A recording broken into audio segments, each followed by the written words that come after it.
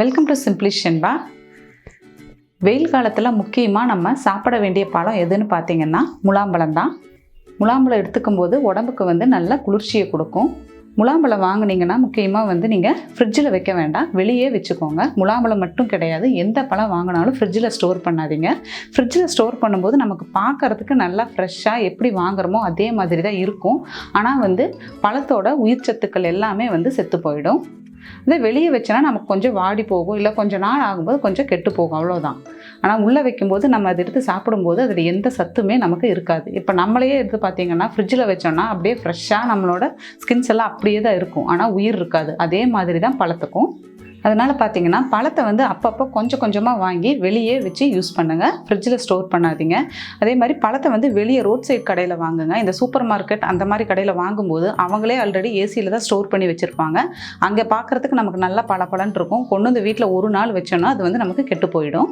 இப்போ நம்ம முலாம்பழம் ஜூஸ் எப்படி போடலாங்கிறத பார்க்கலாம் வாங்க.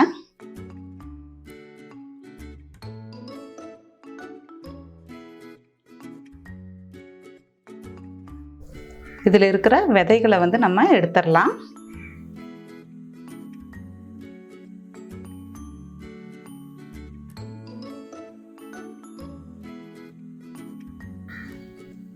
இப்போ இதில் இருக்கிற தண்ணியும் நம்ம இதில் சேர்த்துக்கலாம்.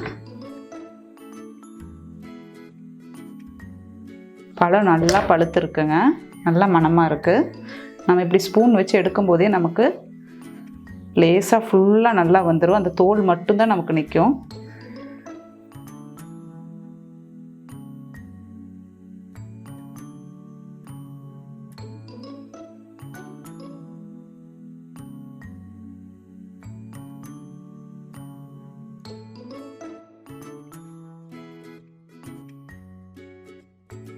பழமும் நல்லா பழுத்திருக்கு, அதனால் நமக்கு ஃபுல்லாக எப்படி எடுத்துருக்கோன்னு பாருங்கள். அந்த தோல் மட்டும்தான் இருக்குது. இப்போ நம்ம அடித்து எடுத்துக்கலாங்க. பழத்தை அடித்து எடுத்தாச்சுங்க. நம்ம இப்போ கிளாஸில் ஊற்றிக்கலாம்.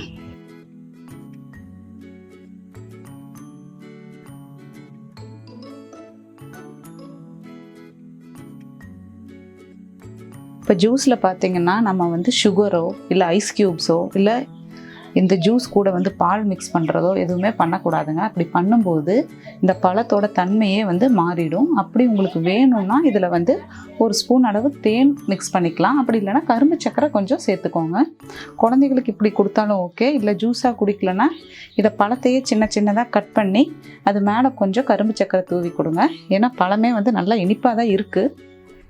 முலாம்பழத்தில் பார்த்தீங்கன்னா 95% நீர் சத்து இருக்குங்க. அதுக்கப்புறம் என்றைக்குமே நீங்கள் எங்கே இருக்கணும்னு நினச்சிங்கன்னா இந்த முலாம்பழத்தை அடிக்கடி சேர்த்துக்கோங்க. சில பேர்த்துக்கு பார்த்தீங்கன்னா சாப்பிட்ட உடனே நெஞ்சு எரிச்சல், சில பேர்த்துக்கு சாப்பிட்டதும் இந்த வயிறெல்லாம் கொஞ்சம் எரியிற மாதிரி இருக்கும். அந்த மாதிரி இருக்கிறவங்க இந்த முலாம்பழ ஜூஸ் எடுத்திங்கன்னா அப்போவே நமக்கு அது சரியாயிடும். மலச்சிக்கல் பிரச்சனை இருக்கிறவங்க இந்த பழத்தை ரெகுலராக எடுத்துக்கோங்க. அது மலச்சிக்கலை சரி செய்யும். மலச்சிக்கல்னால தாங்க பல பிரச்சனைகள் வருது. மலச்சிக்கல் பிரச்சனை இருக்கிறவங்களுக்கு பார்த்தீங்கன்னா இந்த பழம் ஒரு அற்புதமான மருந்துங்க. சுகர் பேஷண்ட்ஸ் பார்த்தீங்கன்னா அவங்களுக்கு நிறைய கண்ட்ரோல் இருக்கும், அந்த பழம் சாப்பிடக்கூடாது இது சாப்பிடக்கூடாதுன்னு சொல்லி. ஆனால் இந்த பழத்தில் அப்படி கிடையாதுங்க. கெலோரிஸும் இனிப்பு சுவையும் ரொம்பவுமே கம்மியாக இருக்குது. அதனால் இந்த பழம் நீங்கள் தாராளமாக எடுத்துக்கலாம். அதுக்கப்புறம் பார்த்தீங்கன்னா ஸ்கின் ப்ராப்ளம் இருக்கிறவங்க, அதாவது இந்த ஸ்கின்னில் இந்த சொறி அந்த மாதிரி வர்றவங்களாம் இந்த பழத்தை ரெகுலராக எடுத்துகிட்டு வரும்போது அந்த பிரச்சனைக்கு நல்ல ஒரு தீர்வாக இருக்குங்க.